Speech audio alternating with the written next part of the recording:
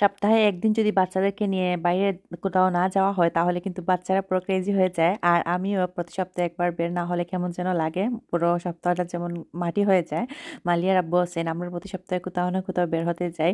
তো আমি ওই দিন গিয়েছিলাম নাসিমাস লাইফস্টাইল ইউএসএ এর বাসায়। সো আমি ওর বাসার ক্লিপটা আসলে আমি অনেক দিনের কয়েকটা ক্লিপ শেয়ার করতেছি এখানে, একদিনের না, রমজানে আমরা গিয়েছিলাম ইফতারে। সো ওইটা অনেক লেট হয়ে গিয়েছে জানি, তারপরও দিচ্ছি কারণ আমি ওর বাসার ফুল ট্যুর ভিডিওটা নিতে পারছিলাম না। তাও এখনো ফুল না, কিন্তু উপরের ভিডিও করতে পারি নাই। কেন যেন কিভাবে কি হয়ে যায় আর কি, গেলে দেখা যায় আরও মেহমান আছেন, লিভিং রুমে বসা আছেন, প্লাস হচ্ছে মানে ভুলে যায় বা গল্প করতে করতে গল্প শেষ হয় না। ওর সাথে কিন্তু গল্প করতে বসলে ঘন্টার পর ঘন্টা গল্প করি, গল্প শেষই হয় না। তো যাই হোক, আজকের ব্লগে ওর ঘরটা এক টুকিটাকি যতটুকু পারছি আর কি শেয়ার করছি, জানি না কতটুকু কি হয়েছে।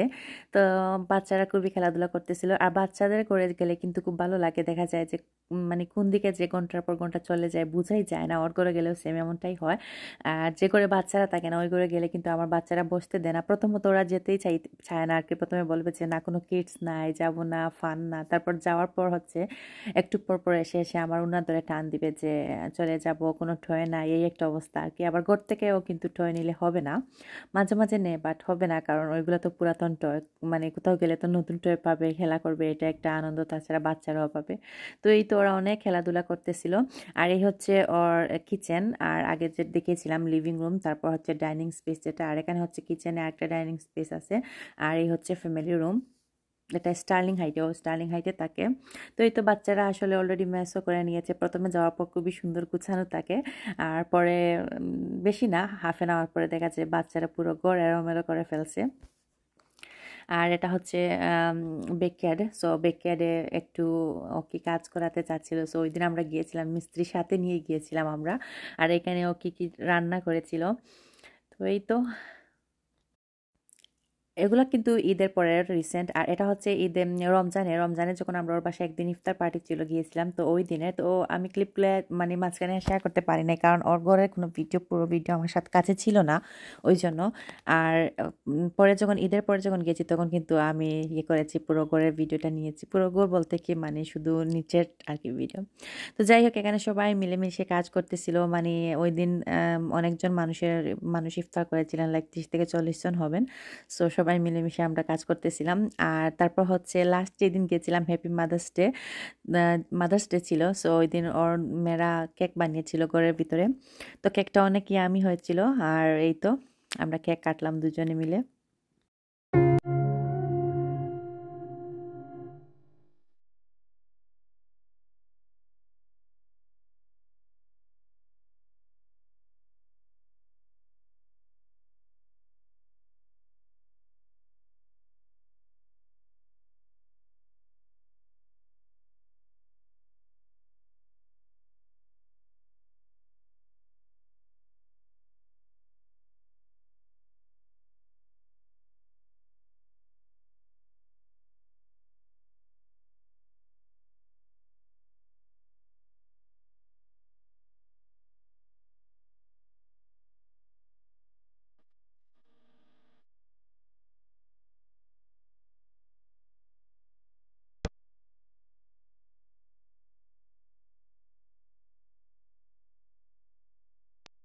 ওর ঘরে আমি 3 থেকে 4 বারের মতো গিয়েছি। তো একদিন গিয়ে থেকে হচ্ছিলাম, তো ওই দিন জাস্ট বিকেলে আমরা একটু বের হয়েছিলাম, হোম গুডসে গিয়েছি।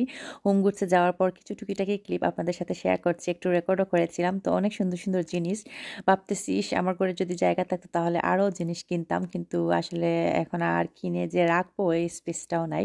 শুধু কিনলে তো হবে না, রাখারও জায়গা থাকতে হবে। আমি স্টোরে কোনো একটা জিনিস দেখলে পছন্দ হলে দাঁড়িয়ে দাঁড়িয়ে চিন্তা করি যে এটা কোথায় নিয়ে রাখা যায়। তো পরে যখন চিন্তা করে জায়গা পাই না তখন রেখে আসি।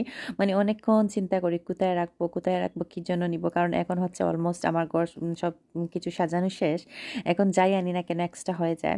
আবার কিছু কিছু জিনিস আছে কোনো দরকার, বাট এক্সট্রা কিছু জিনিস আছে এক্সট্রা। তো এটা আমার অনেক পছন্দ হচ্ছিল, ভাবছিলাম একটা নিব, বাট পরে দেখলাম যে না, আমার তো আসলে কাউন্টার টপে মানে তেমন একটা জায়গা নেই, হবে না। যা আছে আমার উপরে কিচেনটা একটু কনজাস্টেড ছোট। তো এটা একটা আমি নিয়েছিলাম, আমি একটা আনছি, ওই সময় ইয়ে করি নাই, একটা এইটা একটা আনছি আমি জাস্ট। আর এই তো আপনাদের জন্য জাস্ট রেকর্ড করেছি, আর যা যা টুকিটাকি নিলাম লাস্টে আপনাদেরকে দেখাবো। আমি আর বাতিজিও নিয়েছিল, তো ওইটা একটা ক্যান্ডি রাখার যেটা, ওইটা একটা ও নিয়েছিল, একটা না অবশ্যই ও 2টা না 3টা নিয়েছিল। তো খুবই মানে ওর সাথে থাকলে খুবই আমার কাছে এনজয় লাগে, ভালো লাগে আসলে, খুবই পজিটিভ এনার্জি পাই ওর সাথে, মানে হাসি খুশি তামাশা এরকম আর কি, পজিটিভ লাগে সবসময় ওর সাথে যখনই দেখা হয়, যখনই আমরা দুজনই একসাথে যাই আর কি।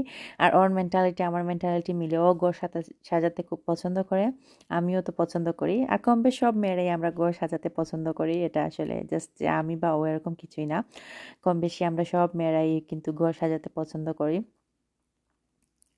আর এই স্টোরের জিনিসগুলো এত সুন্দর সুন্দর, হোম গুডস আর মার্শাল একসাথে, আমি অবশ্য লোকেশনটা ভুলে গিয়েছি, একসাথেই ছিল হোম গুডস আর মার্শাল। তো এত সুন্দর সুন্দর জিনিস কি বলবো, আর মানে ভাবতেছিলাম যে আগে যদি এই স্টোরে আসতাম তাহলে হয়তো আরও সুন্দর সুন্দর জিনিস নিতে পারতাম। যাই হোক আলহামদুলিল্লাহ, এমনিতেই আমার ঘরের জিনিস সবাই অনেক পছন্দ করেন। তো ইনশাল্লাহ নেক্সট টাইম যখন নতুন ঘর কিনবো তখন এই স্টোর থেকেই আমি ভাবতেছিলাম যে জিনিস কিনে তারপর সাজাবো। এখন তো আর স্পেস নাই, বললামই যেটা।